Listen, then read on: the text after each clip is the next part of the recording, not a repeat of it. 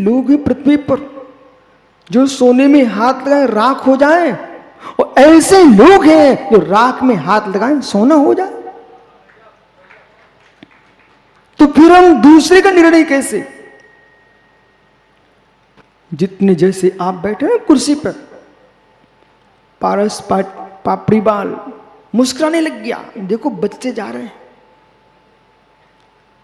रिच्ची पापड़ी बाल, ये तेरा दादा मुस्कुराने लग गया, अब देखो क्या होने वाला है। पर वो बच्चे ही देख रहे थे, क्योंकि राम की उम्र छोटी थी ना, वो बच्चे ही देख रहे थे। ये बच्चे क्या कर सकते हैं? बच्चे क्या कर सकते हैं?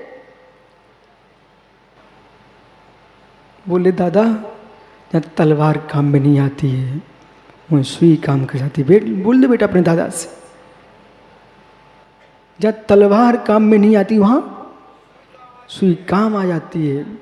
जो वयो वृद्ध राजा महाराजे बैठे हुए थे, वे सब कांप कांप कर बैठ गए, और जैसे श्री राम गए, जितने सांप फुंकार मार रहे थे ना, वे सारे के सारे सांप शांत हो गए, और श्री राम ने डोर चढ़ा करके और धनुष बाण को तोड़ दिया,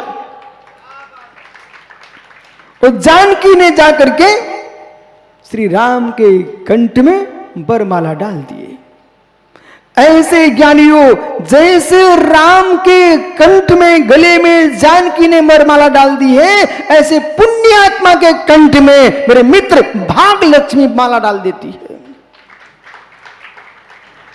वो भाग्य बनता कहां है?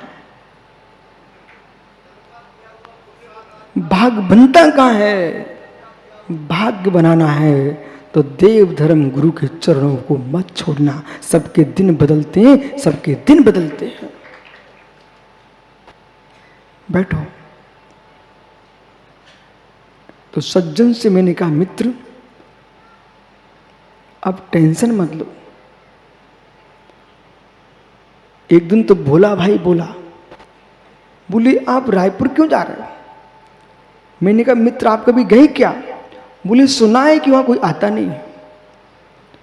कि मित्र तुम टेंशन मत लो, दूसरे के पुण्य पाप से महावीर पाटनी कभी खेल नहीं खेलना। पर के जीव को हम देखेंगे हताश हो जाएंगे। जिस धनुष के लिए लोग तोड़ नहीं पा रहे थे, उसको राम ने तोड़ा कि नहीं तोड़ा? इसलिए जहां कोई फैल हो चुका है, मैं तो यूं कहता हूं, जिस घर में मेरे मित्र भूत रहते हैं, जिस घर में भूत रहते हैं, ये तुम्हारा पुण्य तेज है। लोग छोड़ छोड़ के भाग रहे हैं, तुम उसी घर को खरीद लेना। बोले क्यों? जान करके, हाँ जहां भूत रहते, प्रेत रहते हैं, दुनिया को सताते थे, और तुम्हें थाल रत्नों के भेंट करेंगे बेही भूत।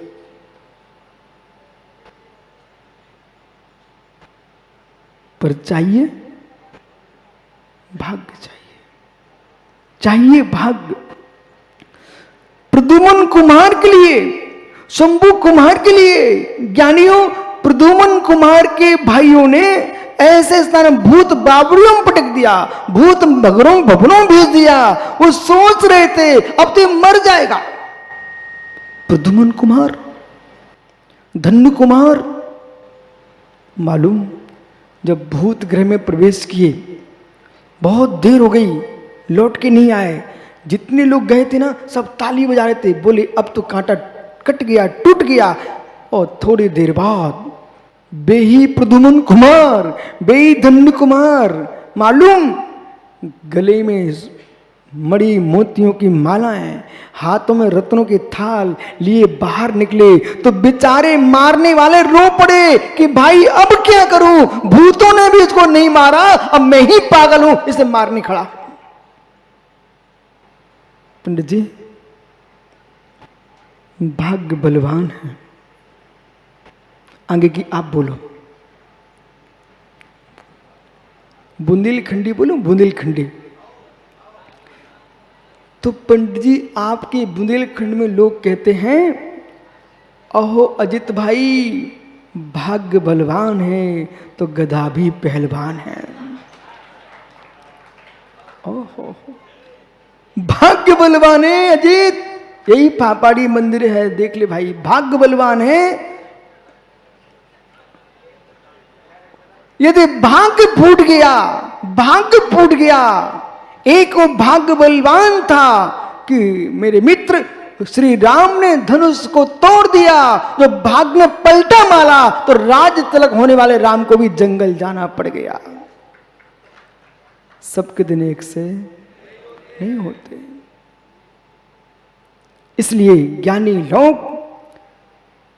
लोग तटस्थ भाव से देखते हैं, सुखों को भी देखो दुखों को भी देखो, और दोनों को देख करके आंख में आंसू नहीं डालना है। हमें देखना है कि दुनिया के लोग टिकट लेके अविनाश भाई सिनेमा हॉल में जाते, पैसे बर्बाद करके देखने जाते हैं। आपको सिनेमा में जाने की जरूरत क्या है, आप अपना जीवन ही देख लो। सिनेमा कमजोर पड़ सकता, तुम्हारा जीवन कमजोर नहीं पड़ सकता।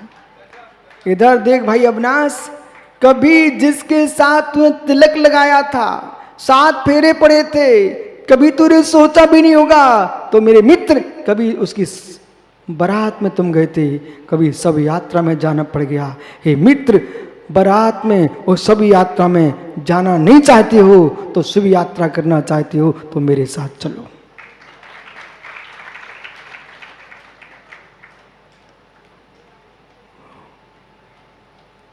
पानी नहीं डालना आंखों से, सत्य को समझो। ये सत्य नहीं है क्या? ये सत्य नहीं है क्या? यदि सत्य है तो आज जितने युवा इस सभा में बैठे हुए हैं, सभी युवाओं से खास कर कह रहा हूं, अपना जीवन प्रारंभ हो रहा है। हताश होने की आवश्यकता नहीं है। तीर्थंकरों पर भी उपसर्ग आए, वे मुड़ के नहीं लौटे, भगवान बन गए। तीर्थंकरों पर उपसर्ग आए, मुड़ के नहीं देखे, भगवान बन गए। ओहो, कभी मुड़ के नहीं देखना, मुड़ के नहीं देखना, एक समय की पर्याय को देखना है। विराजो मुमुक्षु, एक समय की पर्याय को देखना। आनंद मित्र, एक समय की पर्याय को देखना।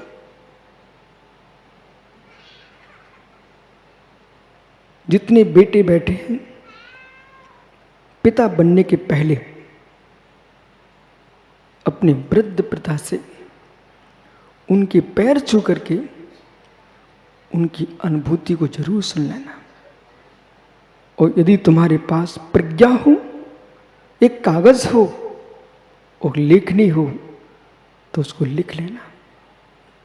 जैसे घर में एल्बम सजा के रखे हो, तुम तो चांदी के फ्रेम में मढ़ा के रखना, सोने के फ्रेम मढ़ा के रखना वो पिता की अनुभूति को। छाती पे खिलते बेटों को पता नहीं रहता,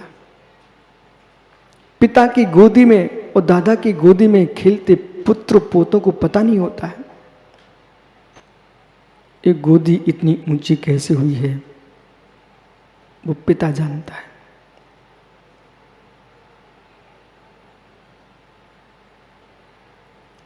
नदी नालों को दिखाते समय घर की मुड़े पर बैठे कौए को तुम बताते हो, बेटा कौआ है,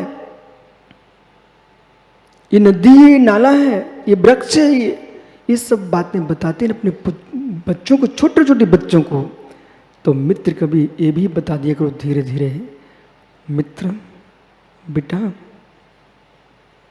समय बदलता है, भगवान राम हुए, भगवान महावीर हुए, ऋषभदेव हुए, भरत चक्रवर्ती हुआ, बाहुली स्वामी हुए। इन पुराण पुरुषों को सुझाते सुनाते धीरे से समझाना। बेटे कहेंगे पिताजी इन लोगों को इतना कष्ट हुआ, अपने घर में तो बहुत पैसा है। फिर धीरे से कहना बेटा इसे तुम अच्छे से देखो, जब ये पैसा आया था तब बेटा तुम नहीं थे। जब ये पैसा आया तब तुम थे नहीं, और मैं भी नहीं था। फिर वो पूछेगा आप भी नहीं थे? बोले हाँ मैं भी नहीं था। फिर कहां से आया? मैं पैसे वाला नहीं था, मैं भी वो सामने गरीब है ऐसे ही था। तो आ कैसे गया? आ कैसे गया? जब लोग दुकान खोलने जाने लगे तो हम भगवान के द्वारे जाने लगे। ओ, जब लोग अपने मकान में बैठ करके रबड़ी खाते थे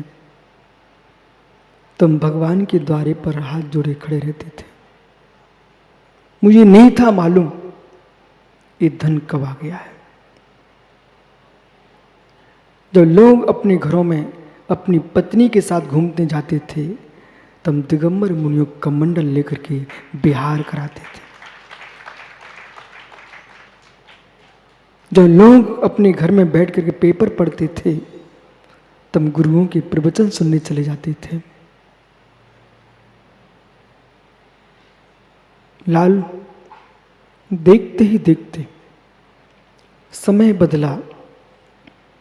जिन गेटों पर मेरा अपमान होता था उन गेटों पर आज मेरा सम्मान होने लगा है। ये सम्मान मेरा नहीं है, ये प्रभु की भक्ति का है। इसलिए हे पुत्र, ये तू मेरे कुल का अंश है। अपने अपनी संतान से जाके बोलना ये, हे पुत्र यदि मेरे कुल का अंश है तो सब स्थान छोड़ देना, अनंत के स्थान को मत छोड़ना। मेरे कुल का अंश है, निर्गंत गुरु के चरणों से दूर मत होना। मेरे कुल का अंश है, समझ में नहीं आए तब भी जिनवाणी सुनना बंद मत कर। एक प्रश्न है, रिच, ये पंडित जी का बेटा खड़ा करना इसको। ओ पंडित पुत्र, तुम दोनों से मेरा प्रश्न है, जितनी प्रकार की मिठाइयां तुम्हारे घर में बनती हैं उन सभी मिठाइयों को तुम बनाना जानती हो क्या? बालक, आप दोनों से मेरा प्रश्न है, जितने प्रकार की मिठाइयां आपके घर में बनती हैं उन सबको तुम बनाना जानते हो क्या? मौन लिए क्या? हे मित्र, आप उन मिठाइयों को बनाना नहीं जानते हो, उसमें क्या क्या पड़ा है यह भी नहीं जानते हो, लेकिन बेटा खाना जानते कि नहीं? अब बोलो ना जोर से, हैं? हमारा जी खाना जानते बेटा? बालक खाना जानते हो? स्वाद लेना जानते हो? मित्र, अगला प्रश्न है, कभी तुम्हें जीवन में बुखार आया क्या? तो बुखार आया तुम वो दवाई बनाना जानते क्या? दवाई खाना जानते क्या? जिस दवाई को तुम बनाना नहीं जानते हो, दवाई के बारे में तुमको ज्ञान नहीं है, समझ भी नहीं पा रहे क्या दी जा रही है, लेकिन उसको खाने के बाद तुम्हारा बुखार उतरा कि नहीं उतरा? उतरा। बस मित्र, यही मुझे कहना था, चाहे तुम बनाना जानो मत जानो, यदि खाना जानते हो तब भी तुम्हारे लिए स्वाद आता है और तब भी तुम्हारा बुखार उतर जाता है। ऐसे जिनवाणी तुम समझो ना समझो, सुनते भी रहोगे तब भी पाप का बुखार उतर जाएगा तुम्हारा, अशुभ परिणामों का बुखार उतर जाएगा। विश्वास मानो, इतने लोग यहां बैठे हैं, बड़ी कठिन कठिन व्याख्या हो जाती है, समझ में नहीं आता तब भी ताली बजाते, इसका मतलब क्या हुआ? ओह, सुब्रत सागर जी, एक घटना आपको बताऊं। अपने पंडित देव कुमार जी एक बार इंदौर में स्वरूप संबोधन परसलीन की गोष्ठी हो रही थी, और गोष्ठी होने के उपरांत सारे विद्वान अपने अपने कक्ष में चले गए और ये पंडित जी उसी मंडप में बैठे हुए, पंडाल ऐसे बहुत विशाल, जैसे रायपुर में लगा है ऐसे इंदौर में लगा हुआ था। उस पंडाल में बैठे बैठे, और वो कमरा मेरी उसी पंडाल के बगल में मेरा कक्ष था, खिड़की से दिखाई दे रहे थे पंडित जी। वहां पर एक टीवी चल रही थी, सामने टीवी रखी हुई थी, और पंडित जी कुर्सी डाले बैठे हुए थे। एक सज्जन ने इनको पीछे से आके ऐसे कर दिया, क्या कर रहे हो, चलो भोजन का समय हो गया, चलो, सब तो गए। बोले अरे भाई रुक, ठहर। देव कुमार बोले ठहरो। बोले क्यों? बोले संगीत तो हो नहीं रहा, तबला भी नहीं बज रहा, हारमोनियम नहीं बज रही है, लेकिन जो प्रवचन टीवी पे मैं सुन रहा हूं, अभी मैंने सीधा सीधा सुना था, पर मुझे बड़ा संगीत का आनंद आ रहा है। मुझे गुरुजी के प्रवचन सुनने में, मैं बाद में भोजन करने जाऊंगा। पंडित सत्य है कि नहीं? आप बैठे थे ना वहां पर, क्या कर रहे थे आप? ये पंडित जी अकेले पूरे मंडप में, हजारों लोग जिसमें बैठ सकते उसमें अकेले बैठे हुए थे, और टीवी पर प्रवचन सुन रहे थे। मैंने सोचा एक विद्वान होकर के भी जिसको प्यास होती है वो पानी पी ही लेता है, और जिसको प्यास नहीं है वो नदी में डुबकी मार करके भी सूखा ही आ जाता है। बालक, चाहे दवाई का ज्ञान हो ना हो, लेकिन तब भी दवाई खाएगा, स्वास्थ्य ठीक होगा। ऐसी जिनवाणी समझ में भी नहीं आ रही हो, यदि सोनू बैठे बैठे सुनते भी रहे, मित्र विश्वास रखना, ये बरगड़ाएं विफल नहीं जाएंगी, ये बरगड़ाएं विफल नहीं जाएंगी, ये बरगड़ाएं विफल नहीं जाएंगी। एक बालक को, बेटा बैठ जाओ सब, एक बालक को, महावीर पाटन जी, एक सत्य घटना है, एक बालक को काले नाग ने डस लिया। उसके माता पिता ने 4-6 लोगों को दिखाया और उन्हें मरण घोषित कर दिया, और बच्चे को उठा करके एक पुलिया में नीचे दबा के आ गए। इसी बीच में 2 मांत्रिक निकलते हैं, उस पुलिया पे बैठे, वो इंतजार ही कर रहे थे बस की, कि बस आएगी, उनको यात्रा को निकलना।